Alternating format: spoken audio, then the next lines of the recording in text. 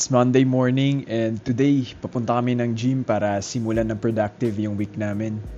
Honestly, medyo inaantok pa ako pero kailangan lumaban dahil Monday na naman. Kitang-kita naman na wala pa akong ligo dito. Palabas na kami dito. Diretso na sana sa gym para maging productive yung Monday namin. Pero dadaan muna kami sa Junie kasi may kailangan siyang bilhin for her hair. Habang naglalakad kami sa street, okay pa naman nung una, tahimik, chill lang yung morning. Pero parang biglang umulan, medyo umambon. As in, saktong talagang nasa labas kami nang bumuhos. Well, di naman siya masyadong malakas, pero ayun, napabalik kami sa flat kasi wala kaming dalang payong. Sayang naman kung mababasa agad bago pa makarating sa pupuntahan namin. So, mabilisang kuha lang ng payong, tapos labas ulit agad kami para ituloy yung lakad namin. Habang naglalakad pala kami papunta sa gym, alam nyo naman pagkasama mo yung jowa mo, di talaga kayo diretso sa pupuntahan nyo, ang daming side quest lagi. Ayan, dumaan muna kami dito sa Pharmacia kasi may gusto siyang bilhin na moisturizer para sa eyes niya. Kasi parang nagda-dry daw. Kasi yung binigay ni ate, parang cream yata yung dating. Kaya medyo napaisip kami. Kaya, ayun, sinabi naman ni Queen kung ano yung gusto niyang bilhin at buti naman, tama yung nabigay that time. At ayun nga guys, kahit marunong ka na mag-Spanish, may moments pa rin talaga minsan na may misunderstanding. Hindi naman may iwasan yun lalo na pag hindi ka native speaker. Minsan sa accent, minsan sa pronunciation, or minsan iba lang talaga yung pagkakaintindi. After nun, dumiretso na kami sa Druni. Yung Druni pala guys, para siyang Watsons dito sa Spanya. Tingin-tingin lang muna siya ng mga hair products niya kasi sobrang daming choices dito. Habang ako naman, bumili rin ako ng pang-shave kasi guys, mukhang magpapakalbo na yata ako. Haba na kasi ng buhok ko. Tignan nyo naman sa likod, mukha na akong manok minsan. Tapos syempre, bago mag-gym, dumaan muna kami sa coffee shop kasi parang nangihina na tayo. Kailangan may konting energy boost bago magbuhat. Hola, buenas. ¿Me pones 2 café con leche? Dito guys, sobrang daming tapa. Yung tapa pala dito parang mga pika-pika or small food servings nila. Kaya yun, nilapag ko muna yung bag ko tapos umorder na kami. Pagka-serve ng food, kuha agad tapos diretso sa table. At honestly, sobrang sarap. Tingnan nung setup namin habang umuulan sa labas. Very cozy vibes talaga. Hindi talaga ako nagkakape usually kasi sumasakit lalamunan ko minsan, pero sabi ko today lang naman, parang nag-crave lang talaga ako ng warm coffee today. Habang kumakain kami ng tapa, plano sana namin tumambay muna ng konti pero sabi namin baka lalo na kami tamarin mag-gym. Kaya yun, dumiretso na talaga kami papunta sa gym. Also pagdating namin dun, naiwan ko pala yung cellphone ko. Kailangan ng QR code para makapasok. Kaya napakiusap muna ako kay kuya sa reception kung pwede akong papasukin. Buti na lang, sobrang bait niya. Tinulungan niya naman ako. Tinanong lang yung details ko like yung name and phone number para ma-verify yung account ko. At ayun, nakapasok naman tayo kahit walang QR code. Medyo sabaw lang talaga tayo today kasi nagmamadali kanina. Hola, buenas. Es que olvidé mi teléfono en la casa. Un momento, ahora mismo te lo... Vale, gracias. Dime tu móvil. Sí, 665 665 202 846.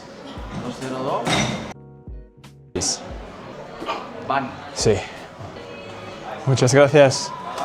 Pagkapasok, diretso agad sa locker, kuha ng gamit, tapos workout na agad. Chest day pala kami today guys, kaya mapapalaban tayo. Nag-PPDA dito guys. May nagyayakapan. At syempre, huwag niyong kalimutan mag-warm up bago magbuhat. Promise guys, sobrang important niyan. May injury na ako before nung beginner pa lang ako kasi diretso agad ako sa mabigat. Lesson learned talaga. Ingatan yung shoulders nyo. Kaya yan, start muna tayo sa warm-up sets. 2.5 kilograms lang muna para ma-ready yung shoulders and joints bago mag-heavy sets. At first working set, 25 kilograms na tayo guys. Let's go!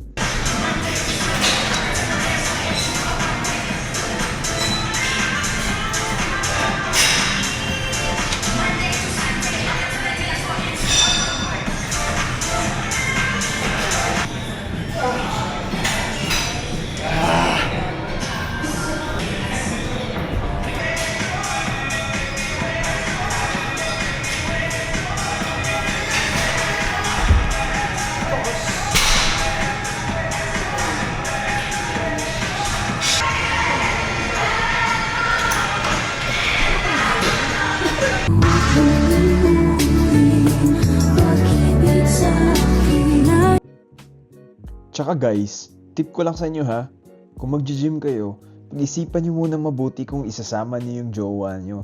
Una sa lahat, siguradong mas matagal kayong matapos.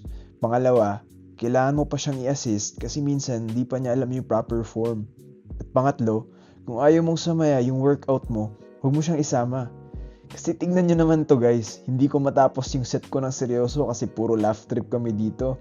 Pero honestly, solid pa rin talaga kapag kasama mo yung jowa mo. Mas matagal nga lang matapos, pero mas masaya. Happy wife, happy life.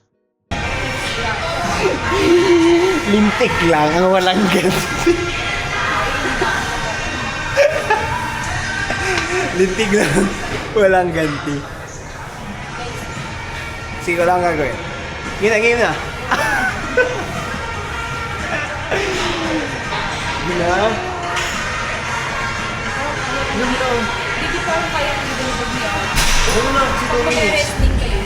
Tapos yung last set natin dyan guys, 27.5 kilograms. For 10 reps, let's go!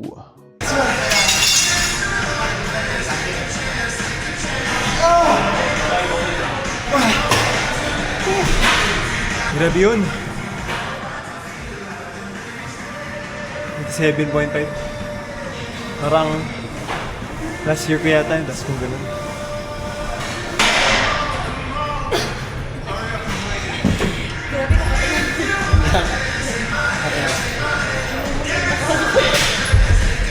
Good job. Sa second exercise natin guys, shoulder press naman tayo dito. Pag push day talaga medyo matagal yung session kasi kailangan ko talagang mag-rest ng around 3 minutes kada set. Lalo na pag mabibigat na yung binubuhat natin. Train to failure kasi talaga yung goal natin para mas maganda yung muscle hypertrophy or muscle growth. Kasi medyo intense din yung pacing ng workout day. Pero to be honest guys, minsan nawawalan talaga ako ng gana mag-gym kasi before sobrang hilig ko talaga mag-basketball. At napapansin ko, kapag super heavy lifting yung ginagawa mo, minsan nawawala yung flexibility, range of motion, tsaka yung pulso mo sa laro. Kaya hindi rin talaga advisable na puro bigat lang without doing other movements or sports. Balance pa rin talaga dapat.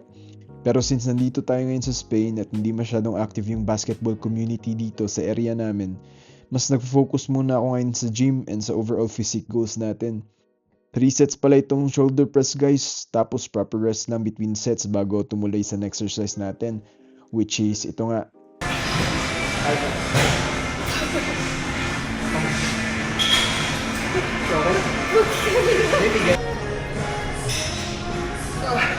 Sabihin niyo na magagawa yung pinapagawa ko. Kasi hindi kasi nagsasabi. Ano kayo? Ano tayo? Guys, pakitaan pa kayo ng muscle. Hindi pa yan ha, wala pa yan. Hindi pa yan yun. Pagka nagalit na yan. Sa pangkabila.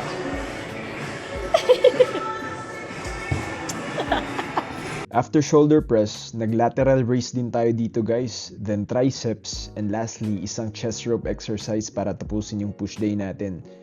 3 sets each lang ito guys, then train to failure, meaning hanggang saan lang talaga kaya ng katawan mo with proper form. Pero syempre, mas mahalaga pa rin talaga na tinatrack mo yung workout mo, either sa notebook or sa app para alam mo kung nag-i-improve ka and may progressive overload ka every session. So ayun lang guys, pauwi na tayo dito. Thank you for watching and see you sa next vlog. Hasta luego!